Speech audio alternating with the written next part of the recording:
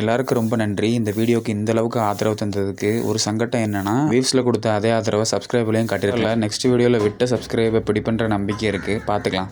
Ticket வாங்கி 2 hours கழிச்சு தான் நாங்கள் ட்ரெயினில் ஏறி இருந்தோம். புது பிரிட்ஜ், புது ட்ரெயின், புது ரயில்வே ஸ்டேஷன். பட் இருந்தாலும் அந்த ஓல்டு ஸ்மெல் மட்டும் மாறவே இல்லை. அப்படியே இந்த பக்கம் இருந்தால் உயிர் போயிடும், அந்த பக்கம் போயிடலான்னு எல்லாரும் போயாச்சு. ஸ்மெல் ஒரு குறையாக இருந்தாலும் அந்த ஸ்மெல்லையும் தானே இவ்வளோ நாள் மிஸ் பண்ணோம் அப்படின்னு சலிச்சுக்கிட்டு போயாச்சு. ஒரு நிமிஷம் தான் ஸ்டேஷனில் நின்றுச்சு. அதுக்கப்புறம் அந்த ட்ரெயினை மூவ் பண்ணிட்டாங்க. அப்புறம் பாலத்தில் நிற்கிற நம்மளோட ஃபேன்ஸுக்கு ஒரு டாட்டாவாக காட்டிட்டு நாங்கள் ஜேர்னியை ஸ்டார்ட் பண்ணியாச்சு. நியூ பிரிட்ஜில் போகிறது நல்லா இருந்துச்சு. இருந்தாலுமே அந்தளவுக்கு சிறப்பு இல்லை. காரணம் என்னென்னா, நாங்கள் பாம்பன் பாலத்தில் ரொம்பவே ஸ்லோவாக போய் பழகியாச்சு. அதனால தான் ஓல்டு பிரிட்ஜில் போனவங்களுக்கு மட்டும்தான் அந்த அனுபவம் தெரியும். 12 வருஷத்துக்கு முன்னாடி எப்படி இருந்த பங்காளி அதை வேறையும் இப்போ பேசிக்கிட்டு ஜேர்னியை ஸ்டார்ட் பண்ணிட்டோன்னு சொல்லி 10 நிமிஷம் கூட ஆகலாம். அதுக்குள்ளே மண்டபம் ரயில்வே ஸ்டேஷனில் இறங்கியாச்சு. அது மட்டும் இல்லாமல் இந்த ட்ரெயினுக்கு இன்றைக்கி தான் பர்த்டே. ஸோ எல்லாரும் போய் விஷ் பண்ணிட்டு ரிட்டன் ட்ரெயினுக்கு 1 ஹவருக்கு சொன்னாங்க. ஸோ பஸ் ஸ்டாண்டுக்கு நடராஜா சர்வீஸில் கிளம்பியாச்சு.